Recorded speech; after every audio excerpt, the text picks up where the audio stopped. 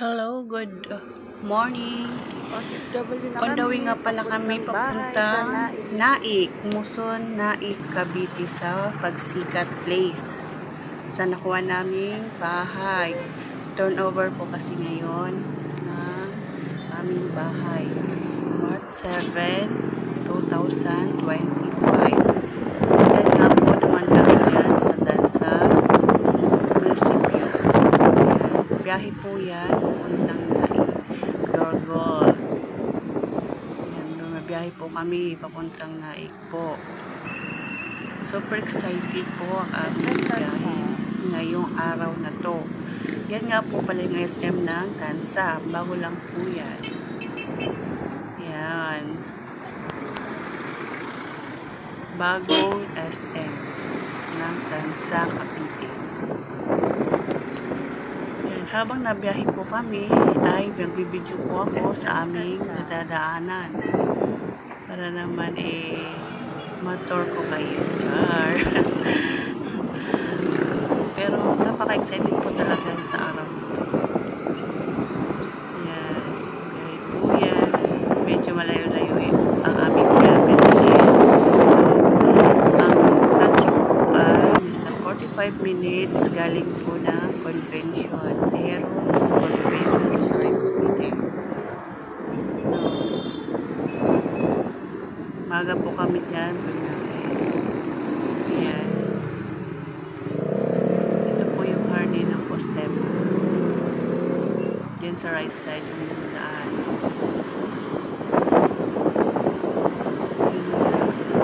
Diretso pa rin ang biyahe namin.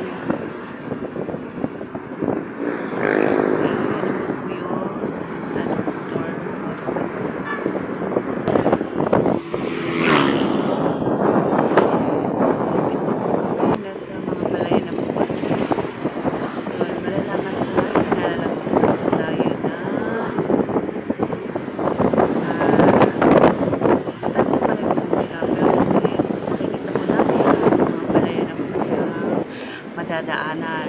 Sa'yo na po yan na papunta na po Naik. Yun, puno na rin. Medyo malapit na rin po yung hangin dyan. No.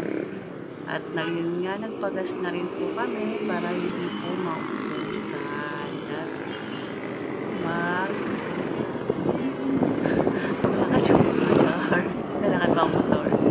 Ito na nga po, malapit na po kami sa tulay ng Naik. Ayan na po, oh. Welcome to Naik.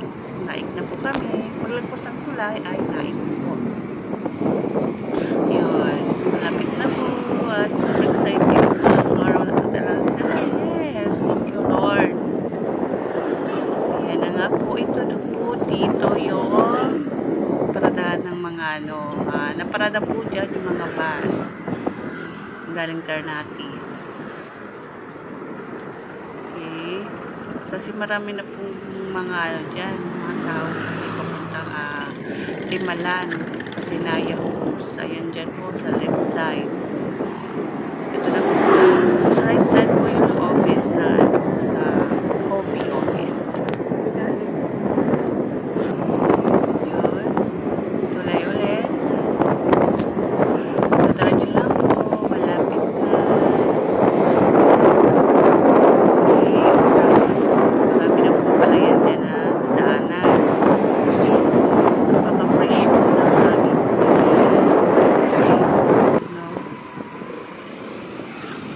Po yung bayan ng Naik, makikita nyo may kalabaw po dyan na may bolsa ng kalabaw. Okay po. At may petrol. Yung pa right side papuntang bayan at pa left side naman po, ito po yung daan papunta ng direction niya na Doris Park. Yung pa right side po ay papuntang Ternate, which is may pa right side po kami sa daan dyan.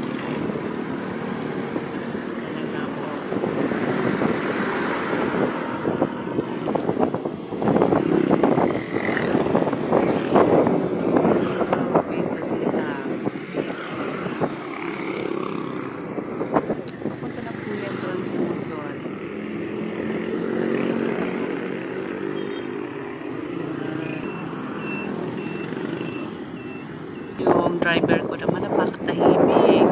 Ayan na po mas maraming palayan. Char. Pero ang bango po dyan talaga ng amoy ng hangin. Napaka-fresh amoy palay. Nakasarap yung amoy. Okay, palayan sa kaliwat kanan. Malapit na.